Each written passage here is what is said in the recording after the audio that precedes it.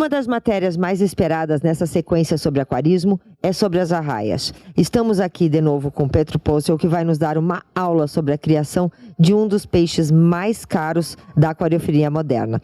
Petro, vamos falar agora então sobre as arraias. É arraias ou raias? Veja, em espanhol é raia de água doce. Realmente, meu português é muito pequeno e eu não sei.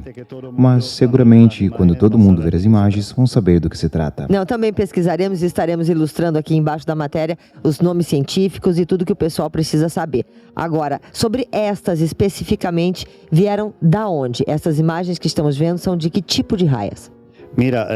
Veja, existem várias espécies de raias de água doce na América do Sul. E entre as espécies, todavia, existem muitas variações de cores. Por isso, é um animal tão interessante para a aquariofilia, por ser muito variado. E a partir disso, é um animal espetacular no aquário, porque é super inteligente. Aprende, conhece seu aquarista, o reconhece perfeitamente, sabe comer na mão. É realmente um animal que tem algo a mais que um peixe comum.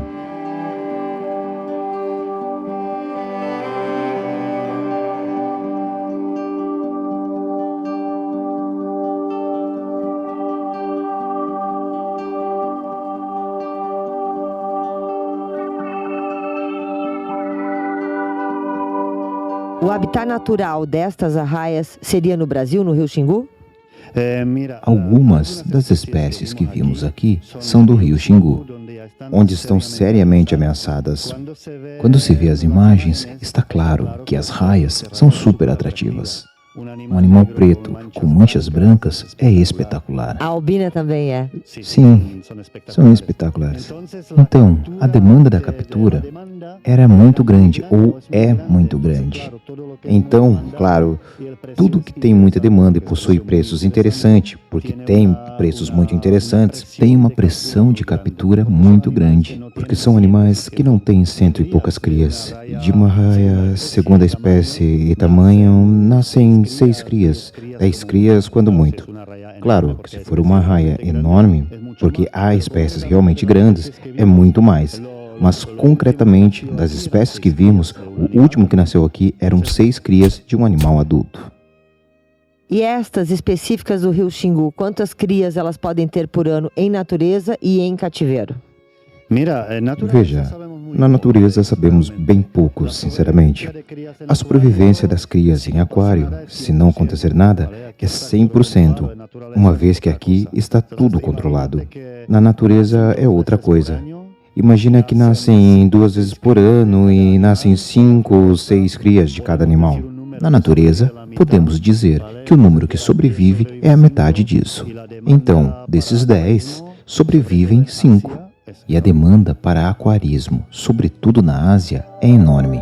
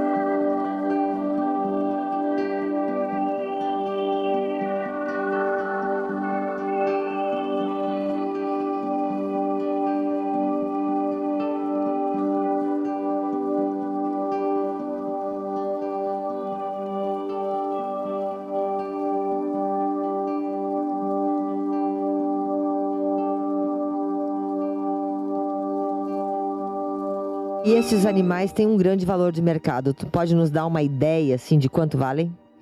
Claro, esses animais não são baratos. Aqui, o que vimos, falamos de crias para venda. As mais baratas são de $300. E o animal mais caro que está aqui tem um valor de $30 mil. Há quem pague isso? Sim, tem gente que paga isso. Sabemos que existe uma aquarista na Ásia que pagou $56 mil por uma raia e ela morreu em 3 dias. Não havia nem seguro para isso? Não, é mercadoria viva, foi azar. Mas realmente o mercado de coisas raras, sobretudo na Ásia, é enorme. E essas raias são realmente espetaculares. E não é um peixe muito comum. E as que são produzidas aqui são encaminhadas para onde? Para que região? Veja, o que se produz aqui não é produção massiva, porque sabemos que tem 1 a 2 crias por ano. Se tudo correr bem, de 5 a 6 crias. Como é uma criação muito conhecida aqui, a gente na Europa a conhece e estão esperando na fila, sabe? Aí tem uma demanda maior que a produção, porque são animais já criados em cativeiro. Então, são muito resistentes. Se a importam, o número é muito reduzido. É muito difícil consegui-las da importação, pois o risco de mortalidade é muito maior. Então, a maioria ou todos que se venderam aqui se venderam na Europa.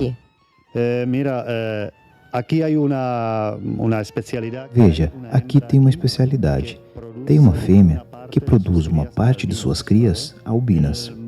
A espécie mais cara que falamos aqui é uma raia albina, mas que é muito difícil que sobreviva na natureza, pois sua cor é muito chamativa e os predadores a veem muito antes do que uma raia normal.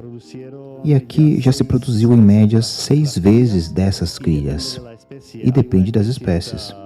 Há uma espécie, a Potamatrigon leopold, que foram produzidas 50 crias aqui. Então, mas a nível de geração são sempre das mesmas matrizes e mesmos padreadores, é isso? Sim.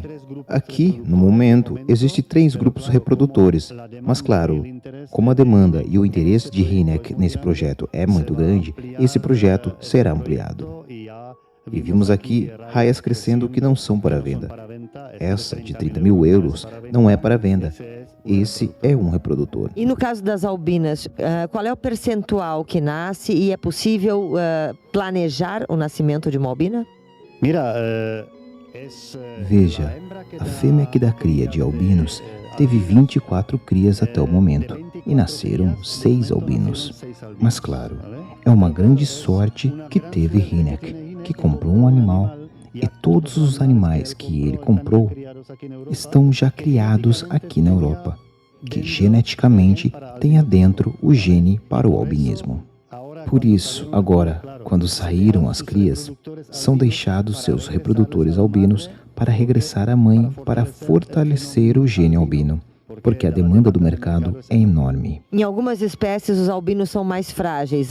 Por exemplo, eu falo como criadora de cães. Então, os albinos normalmente têm alguma tendência genética mais frágil. Mas no caso das arraias albinas, isso não acontece? Veja, melhor perguntar ao especialista. Máme otázku. Ty albino rejnoci narodí se slabší, žerou míň, roste to pomalejš. Isso é úplně normální, no, v pořádku. Jako normální. Interessante. As raias, segundo sua experiência, nasceram grandes, iguais, cresceram igual, comeram igual, não estão mais sensíveis, não vê diferença. De toda forma, sobre raias de água doce, não sabemos praticamente nada. Não tem pesquisa, não tem DNA, não tem nada ainda? Não, há muito pouca informação. Claro, um projeto onde tem que investir dinheiro, muito dinheiro para comprar reprodutores. Você primeiro está capturando toda a informação existente, que é muito pobre. Não sabemos muito sobre raias, sobre sua biologia e sobre sua reprodução na natureza, se sabe pouco. É lamentável que o estudo seja pouco, principalmente para nós brasileiros. O ideal seria que a nossa equipe, digamos assim, de estudiosos e pesquisadores no Brasil nos abastecesse de informação, já que é um animal da nossa fauna. De acordo com o Pedro, absolutamente ameaçado de extinção. Então, o ideal seria que começássemos aqui no Brasil um estudo maior sobre esses animais, para que possamos, então, criar em cativeiro, conviver com esses animais como pet nos nossos aquários, mas também que pudéssemos fazer um programa de reintegração à natureza e salvar essas espécies no seu ambiente natural. Não é isso, Pedro? Sim. Eu creio que é uma pena que realmente a maior criação que eu sei dessas espécies não está no Brasil. Está na Europa ou está na Ásia. Então, o material genético, a riqueza dessa espécie, não só dessa, como de outras também, onde se aproveita e não se aproveita no Brasil. Mas, claro, se aproveitam em países onde a cultura de produção de peixes ornamentais é forte, tem muita experiência e é regulamentada corretamente. É cada vez mais difícil de conseguir este animal. Tem que valer a pena, porque necessitam de espaço. Não é tão fácil criá-los, a reprodução, são vivíparos. Então, se tem reprodutores em boas condições, funcionam, mas não é tão produtivo. Mas com o preço que tem, a economia está aqui.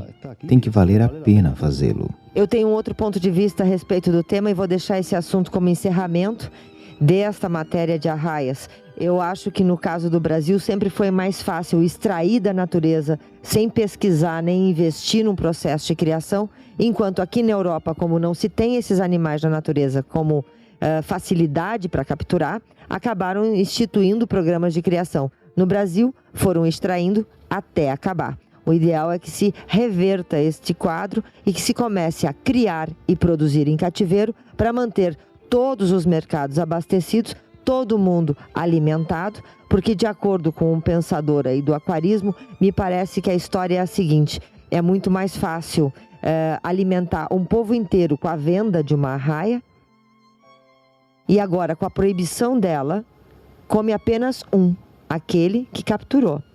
Então o ideal são programas de captura, criação e reintegração.